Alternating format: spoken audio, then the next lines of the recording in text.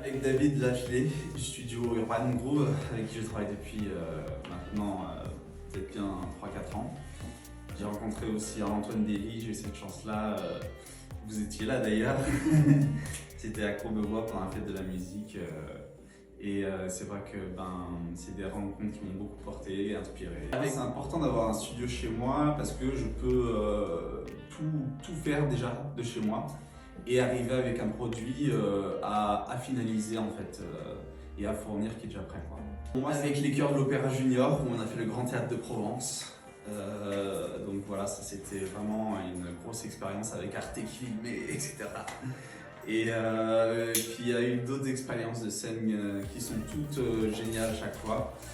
Il y a eu Courbevoie, il y a eu d'autres scènes que je ne pourrais pas citer là parce que c'est vrai que je réfléchis pas trop, il y en a eu tellement. Il y a eu les caves à Montpellier, je l'ai perdu la moitié de mon audition.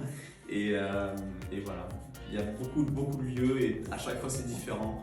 Et à chaque fois c'est des rencontres et c'est très plaisant.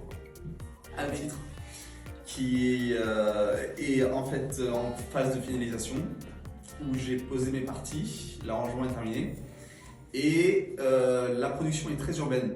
Et ça sort un petit peu du champ de ce que je fais habituellement, qui est de la musique plutôt pop, pop francophone. Et là, je suis allé dans quelque chose de très urbain parce que j'aime aller dans tous les univers classiques, urbains, etc. Et il y a une chanson justement sur l'album sur laquelle j'aimerais collaborer avec un rappeur. Ouais. Mon manager a les clés du Petit Olympia. Donc déjà faire le Petit Olympia, ça me plairait beaucoup. Le Grand Olympia, forcément. Alors oui. Un jour, si un jour je fais cette scène-là, c'est vrai que je sentirai en moi une forte fierté. C'est une amitié et une collaboration musicale, c'est les deux. C'est vraiment des gens que j'ai réunis, qui étaient très volontaires. C'est une épreuve et on le dit pas assez, on le dit pas assez aux gens. Et c'est vrai qu'on se met souvent des œillères et qu'on se dit on peut le faire, on y va. Et c'est un gros choc. C'est quelque chose qui m'a heurté de plein fouet. C'est quelque chose qui m'a emmené dans ma propre enfance et qui a fait remonter beaucoup de choses. C'est quelque chose qui m'a amené jusqu'à l'hôpital où j'ai fait un mois de séjour.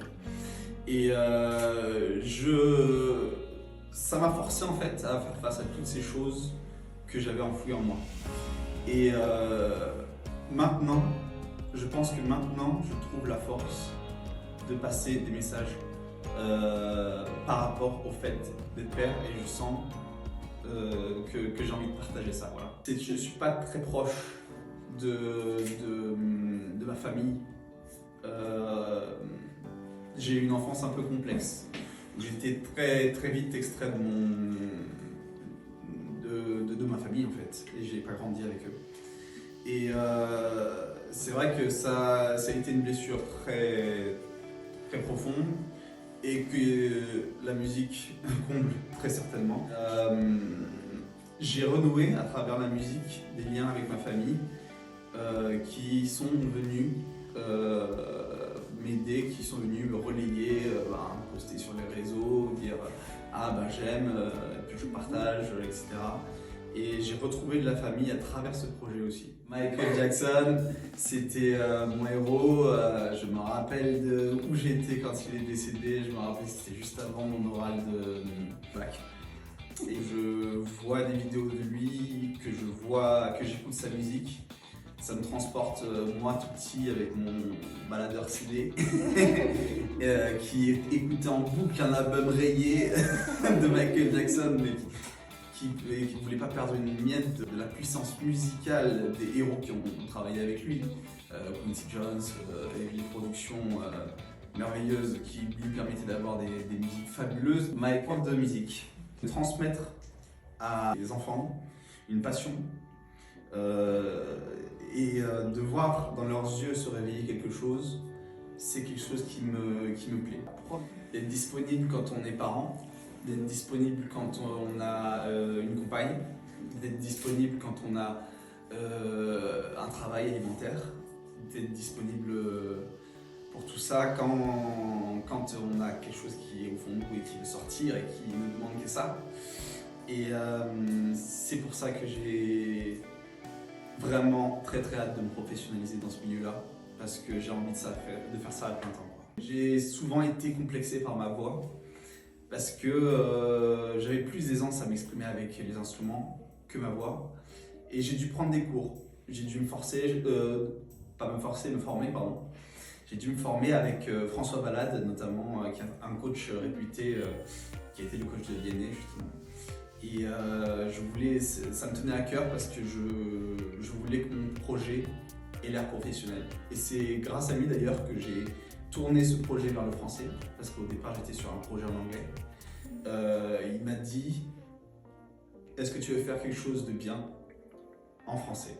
Et je lui ai dit, on y va. Et là, il m'a vraiment donné toutes les astuces. J'ai trouvé super, je trouve que, comme je disais à Soledad, c'est familial, c'est fait avec le sourire, beaucoup d'amour. Et pour moi, la musique, c'est ça. Les métiers sont difficiles, mais de retrouver cette cohésion, ça fait vraiment plaisir. Donc je suis ravi d'être ton deuxième interviewé. Et voilà, de passer aujourd'hui à Legacy.